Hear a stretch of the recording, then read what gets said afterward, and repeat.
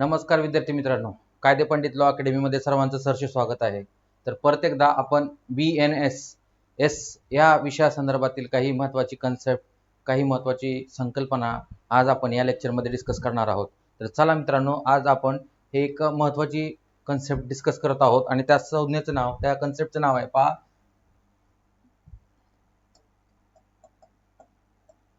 First information report.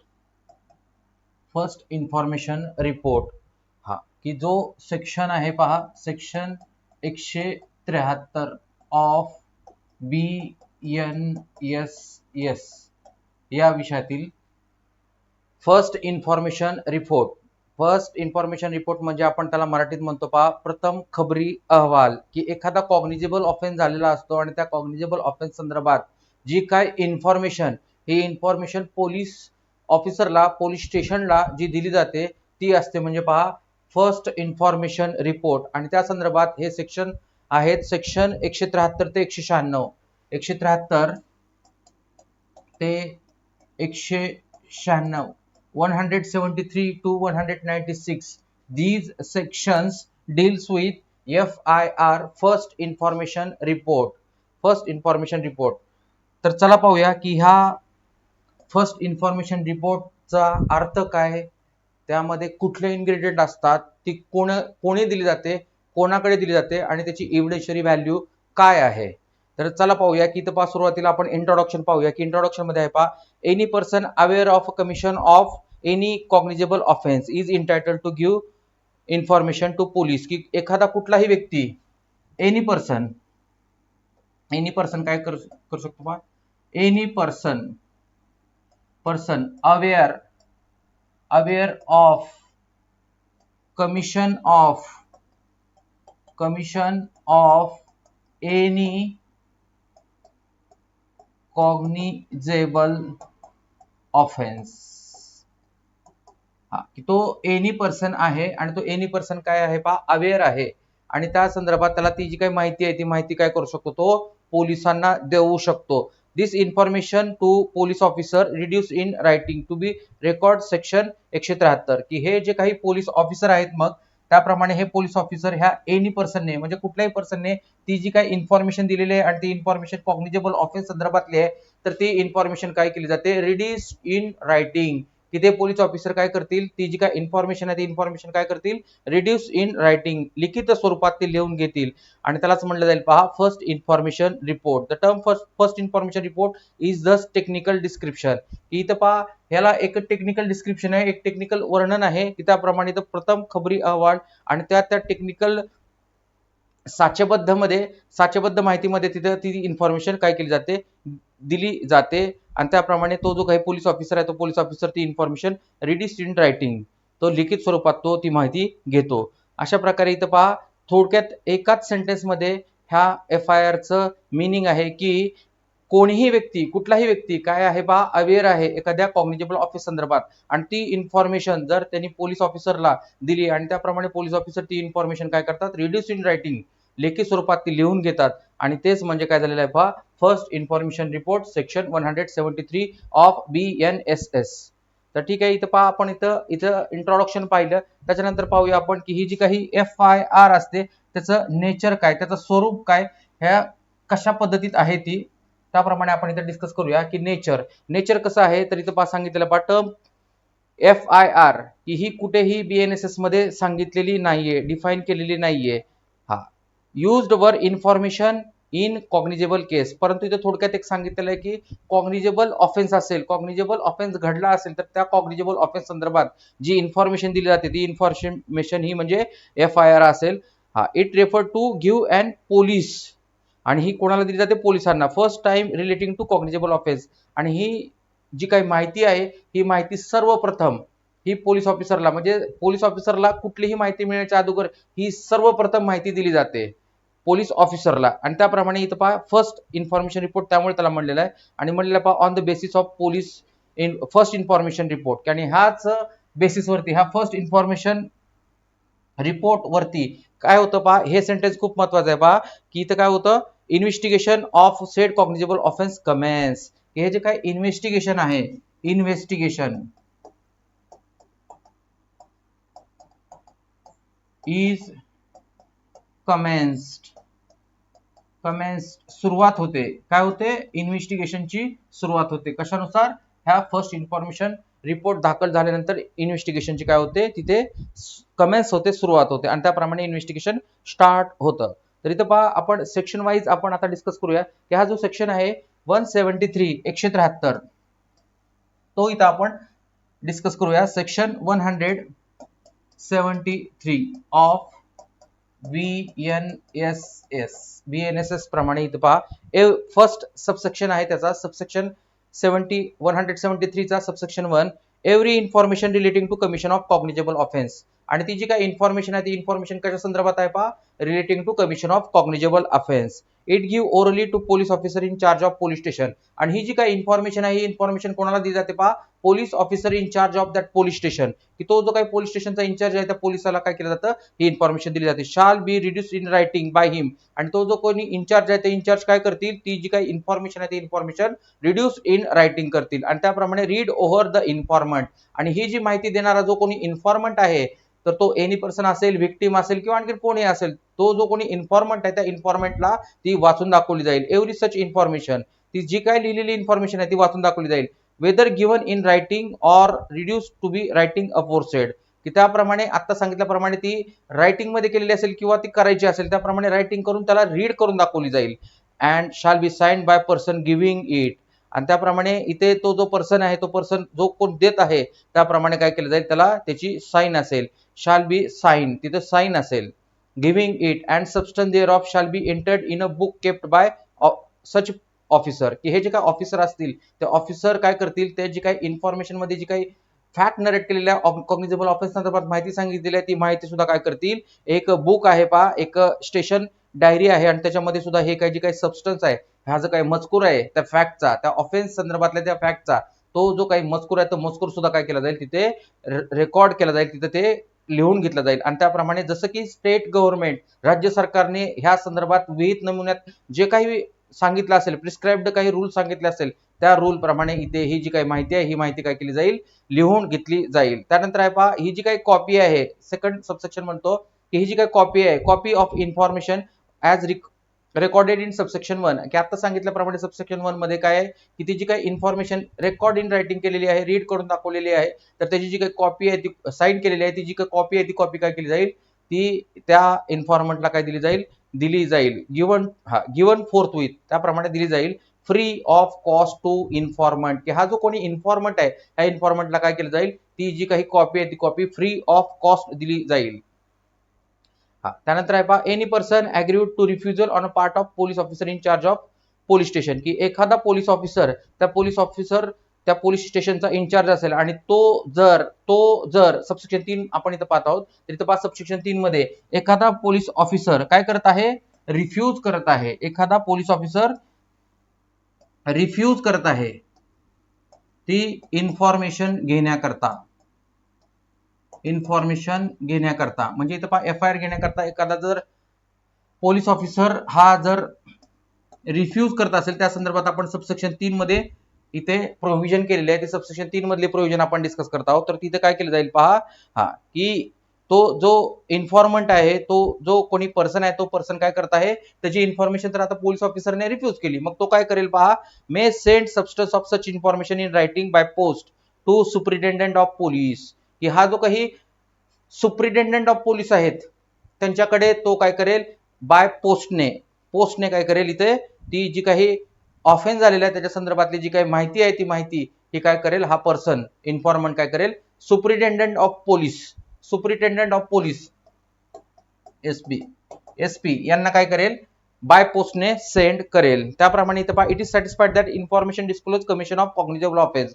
त्याप्रमाणे इथे त्या इन्फॉर्मेशन मध्ये असं ओपिनियन झालं, असं दिसून आलं, असं आढळून आलं की तिथे एखादा कॉग्निजेबल ऑफेन्स घडलेला आहे असं दिसून आलं, तर मग मात्र इथं काय करतील, हे एसपी काय करतील, सुप्रिटेंडेंट ऑफ पोलीस काय करतील, इथं पहा ऑर्डर पास करतील आणि त्याप्रमाणे इथं पहा इन्व्हेस्टिगेशन करण्याकरता सांगतील. आणि त्याप्रमाणे ते जे काही त्यांचे सबऑर्डिनेट पोलीस ऑफिसर आहेत, त्या सबऑर्डिनेट पोलीस ऑफिसरला ते काय करतील, ऑर्डर पास करतील आणि त्यामध्ये काय करतील, direct investigation to made to police officer subordinate to him provided by this संहिता, की ह्या संहिताप्रमाणे जशी प्रोसिजर सांगितलेली आहे त्याप्रमाणे त्यांचा जो कोणी पोलीस ऑफिसर सबऑर्डिनेट आहे त्या पोलीस ऑफिसरला डायरेक्शन देतील, निर्देश देतील कशाकरता, इन्व्हेस्टिगेशन करण्याकरता, तिथे चौकशी करण्याकरता, तिथे काय तपास करण्याकरता तिथे काय करतील, निर्देश देण्यात येतील. असा हा सबसेक्शन 3 आहे. तर मित्रांनो इथं आपण आता पाहिलेला आहे पहा हा सेक्शन 173 173 त्याच्यामधील सबक्लॉज 1 सबसेक्शन 1 2 आणि 3. त्यानंतर आपण हे जी काही FIR आहे हा FIR तुमच्या परीक्षेच्या दृष्टीने एक शॉर्ट नोटचा टॉपिक आहे. त्याप्रमाणे तुम्ही जर प्रिव्हियस क्वेश्चन पेपर जर डिटेलमध्ये जर वाचले तर तिथे तुम्हाला प्रत्येक पत्रिकेमध्ये हा जो FIR चा क्वेश्चन आहे शॉर्ट नोट असेल किंवा ब्रॉड क्वेश्चन असेल तर तो तिथे विचारला गेलेला आहे. त्याप्रमाणे आपण आता थोडक्यात काय करूया, त्याचं हे जे काही एक्सप्लेनेशन आहे ते एक्सप्लेनेशन पाहूया. की इथं पहा हा सेक्शन 173 काय म्हणतो पहा, त्याप्रमाणे इथं आपण त्याचं हे जे काही आस्पेक्ट आहेत, काही त्यातल्या महत्त्वाच्या घटक आहेत ते घटक इथे डिस्कस करूया. तर इथं पहा पहिला घटक आहे information must have been given to police officer in charge of police station, की ही जी काही FIR आहे ती नेहमी कोणाला दिली जाईल पहा, पहिला घटक की इथं पहा ही नेहमी कोणाला, police officer in charge of police station, ते जे काही पोलीस स्टेशन आहेत आणि त्याच्यामधला हा पोलीस ऑफिसर इन चार्ज आहे त्याला ही माहिती दिली जाईल. हा पहिला घटक आहे, पहिला आस्पेक्ट आहे. त्यानंतर आहे such information relating to commission of cognizable offence, आणि ती जी काही इन्फॉर्मेशन आहे ही इन्फॉर्मेशन कशा संदर्भात आहे, कमिशन ऑफ कॉग्निजेबल ऑफेन्स, कशा संदर्भात आहे, कॉग्निजेबल ऑफेन्स संदर्भातली ही इन्फॉर्मेशन आहे. आणि तिसरा पॉइंट आहे such information must be earliest report to be commission of an offence, की ती जी काही इन्फॉर्मेशन आहे ती सर्वात प्रथम आहे,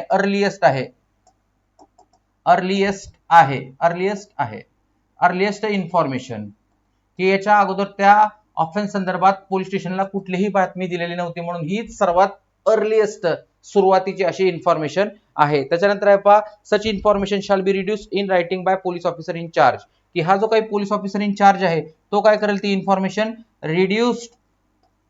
रिड्यूस्ड इन रायटिंग, तो लेखी स्वरूपात ती जी काही इन्फॉर्मेशन आहे ती इन्फॉर्मेशन रिड्यूस करून घेईल, लेखी तिथं ते लिहून घेईल. त्याप्रमाणे such information shall be read over to informant, आणि त्याप्रमाणे जे काही लिहिलेलं आहे ते लिहिलेलं गेलेलं हे जो काही इन्फॉर्मंट आहे त्या इन्फॉर्मंटला वाचून दाखवलं जाईल.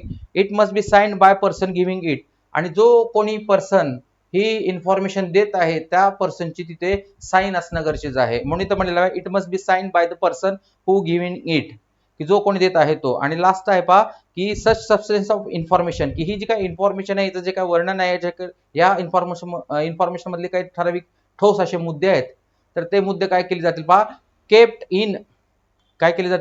In entered in police in book called station diary, की तर पहा प्रत्येक पोलीस स्टेशन मध्ये एक स्टेशन डायरी असते आणि त्या स्टेशन डायरी मध्ये सुद्धा हा जो काही कॉग्निजेबल ऑफेन्स आहे ह्या कॉग्निजेबल ऑफेन्सचे जे काही सबस्टन्स आहेत जे काही पर्टिक्युलर आहेत ते पर्टिक्युलर सुद्धा तिथे काय केले जातील, लिहून घेतले जातील. त्याप्रमाणे ही एक फर्स्ट इन्फॉर्मेशन रिपोर्ट संदर्भातला हा महत्वाचे हे आस्पेक्ट आहे. तर असा हा सेक्शन 173 आहे. त्या संदर्भात इथे सबसेक्शन आपण 1 2 3 पाहिलं आणि त्यानंतर आपण डिस्कस केलेला आहे की हा जो काही सेक्शन 173 आहे त्याच्या संदर्भात जे काही महत्वाचे आस्पेक्ट आहेत ते महत्वाचे आस्पेक्ट इथे आपण आता डिस्कस केलेले आहेत. त्यानंतर आहे पहा object of first information report. तर विद्यार्थी मित्रांनो प्रश्न पडतो की ही जी काही फर्स्ट इन्फॉर्मेशन रिपोर्ट आहे, प्रथम खबरी अहवाल आहे, त्याचा ऑब्जेक्ट काय, त्याचा हेतू काय, तर त्याचा हेतू आहे पहा from point of view of informant object is to set criminal law in motion. हे सर्वात प्रथम ऑब्जेक्ट आहे, काय करायचं आहे पहा, हा जो काही क्रिमिनल लॉ आहे, criminal law set into motion, काय केलं जाईल पहा, हा criminal law set into motion पहिलं ऑब्जेक्ट आहे. की हा जो काही फौजदारी कायदा आहे तो कायदा काय होईल, त्याला चालना प्राप्त होईल आणि सेट इनटू मोशन, आणि आता तो सुरू झाला म्हणजे इथं पहा पोलीस यंत्रणेचा तपास सुरू झाला असं आपण म्हणतो. त्याप्रमाणे ते FIR दिली की ही पोलीस यंत्रणा काय झाली ते पहा तिथं तपासाची चक्रे वेगाने फिरली म्हणजे तिथं ते सेट इनटू मोशन झालं. त्यानंतर आहे पहा दुसरा point of view of investigation authority. आता इन्व्हेस्टिगेशन अथॉरिटीच्या पॉइंट ऑफ व्ह्यूने हा जो काही FIR आहे, ही जी काही FIR आहे, FIRचा काय ऑब्जेक्ट आहे, point of view of authority, investigation authority. तर इथं काय होईल पहा, इथं पहा असं म्हणलं जाईल की ऑब्जेक्ट ऑब्टेनिंग इन्फॉर्मेशन. इथं पोलीस ऑफिसर काय करतील, ह्या FIR नुसार जी काही इन्फॉर्मेशन आहे, तो जो काही कॉग्निझेबल ऑफेन्स घडलेला आहे त्या संदर्भात जी काही इन्फॉर्मेशन आहे ती इन्फॉर्मेशन घेण्याकरता इथे काय होईल, तिथे मदत होईल. त्याप्रमाणे तिथे ते आता इन्फॉर्मेशन घेण्याकरता सुरू करतील. त्याप्रमाणे एव्हिडन्स रेकॉर्ड करण्याकरता, एव्हिडन्स कलेक्ट करण्याकरता काय करतील, ते आता सुरू करतील. असा हा in point of view of investigation authority हा एक इम्पॉर्टंट ऑब्जेक्ट आहे. त्यानंतर आहे पहा, object is also record in fact circumstances before the time of informant be forgotten. आता इथं पहा, जसं की आता हा जो काही इन्फॉर्मेशन आहे, ही जी काही इन्फॉर्मेशन आहे, हे कोण देत आहे, तर इन्फॉर्मेंट देत आहे. कोण देत आहे, इन्फॉर्मंट देत आहे.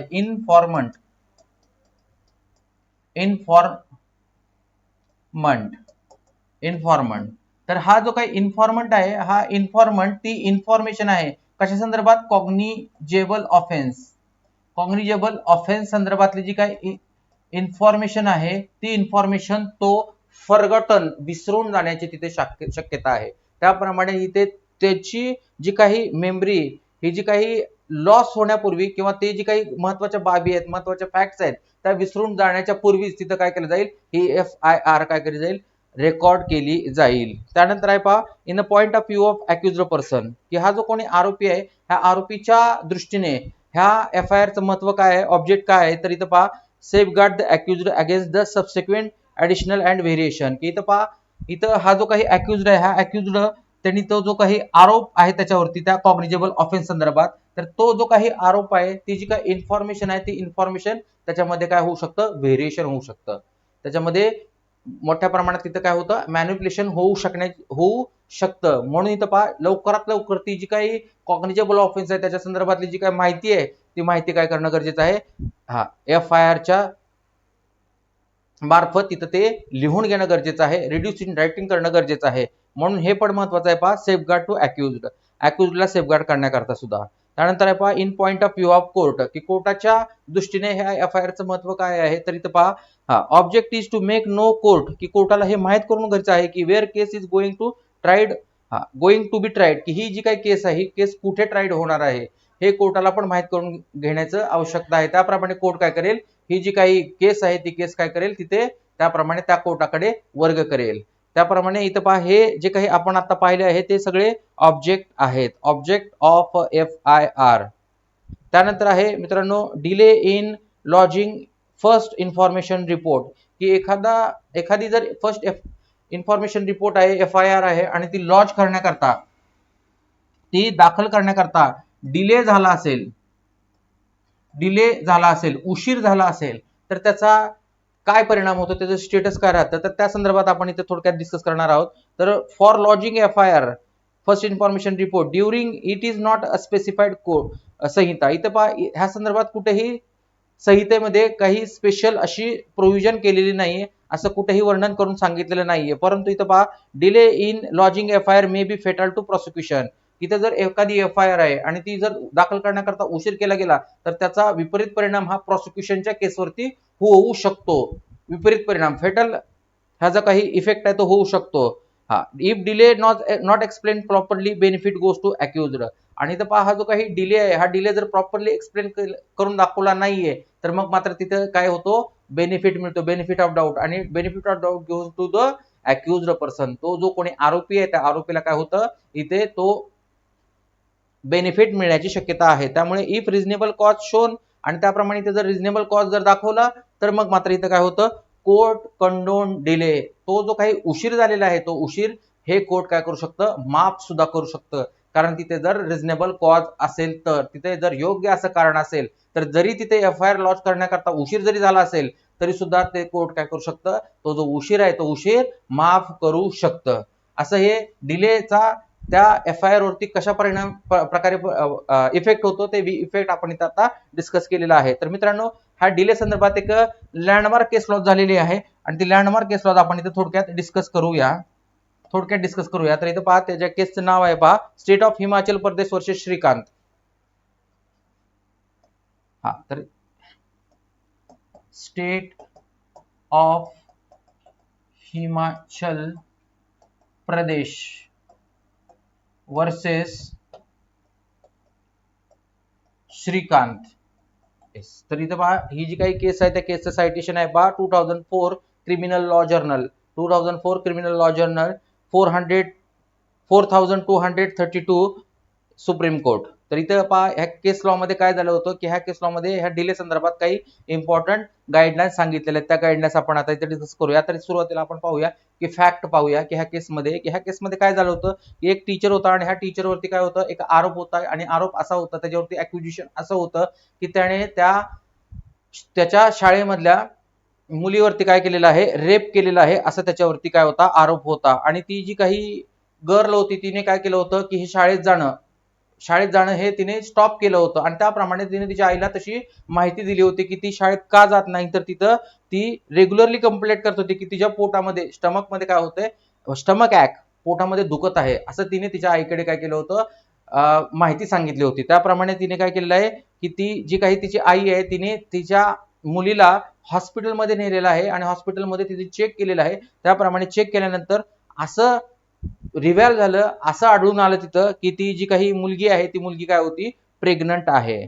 आणि त्याप्रमाणे प्रेग्नंट असल्यामुळे इथं मेडिकल एक्झामिनेशनमुळे असं समजून आलं की ती प्रेग्नंट आहे. म्हणून इथं पहा FIR was lodged against accused की तो जो कोणी टीचर आहे तो जो कोणी अक्युज्ड पर्सन आहे त्याच्यावरती काय झाली होती इथं FIR लॉज केली होती.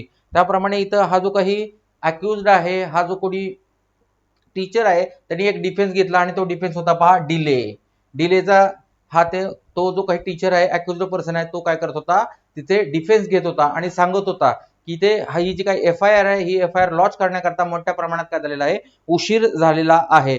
परंतु इथं कोर्टाने एक डिसिजन दिलेला आहे आणि ते डिसिजन खूप लँडमार्क झालेला आहे. त्या संदर्भात court held that accused guilty by rejecting his contention about delay first information report की हा जो काही अक्युज्ड आहे हा अक्युज्ड गिल्टी आहे आणि त्याचं जे काही कंटेन्शन होतं त्याचं जे काही म्हणणं होतं ते म्हणणं काय होतं कोर्टाने रिजेक्ट केलेलं आहे. आणि इथे हा जो काही अक्युज्ड पर्सन आहे त्या अक्युज्ड पर्सनच्या विरोधात हा जो काही ऑफेन्स आहे तो ऑफेन्स कसा झालेला आहे पहा बियॉन्ड रिजनेबल डाऊट प्रूव्ह झालेला आहे. त्यामुळे तो काय आहे लायबल फॉर पनिशमेंट आहे. आणि त्यांनी जरी तो जो डिफेन्स घेतलेला आहे लॉजिंग FIR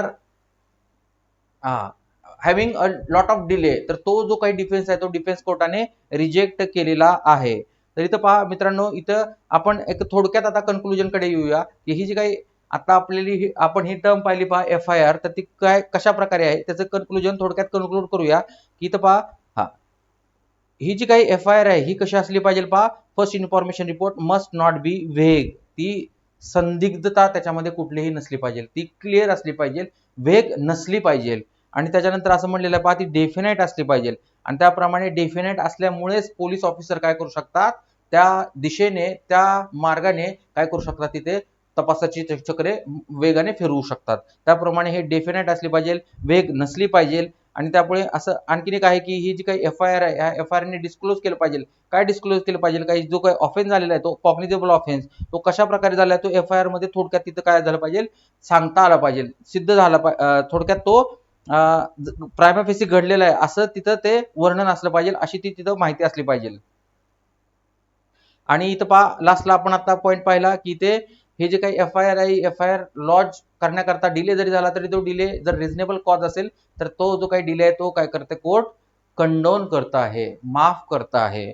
आणि त्याप्रमाणे इथं आणखीन एक इम्पॉर्टंट सांगितलेलं आहे पहा की इथं पहा ह्या हायकोर्टाला प्रत्येक राज्यातल्या हायकोर्टाला काय आहेत एक इनहेरेंट पॉवर आहेत आणि त्या इनहेरेंट पॉवर नुसार हायकोर्ट काय करू शकतो high court having a power to quash FIR अशाही प्रकारे आपण इथं हा जो काही टॉपिक आहे तो टॉपिक इथे आपण संपवलेला आहे.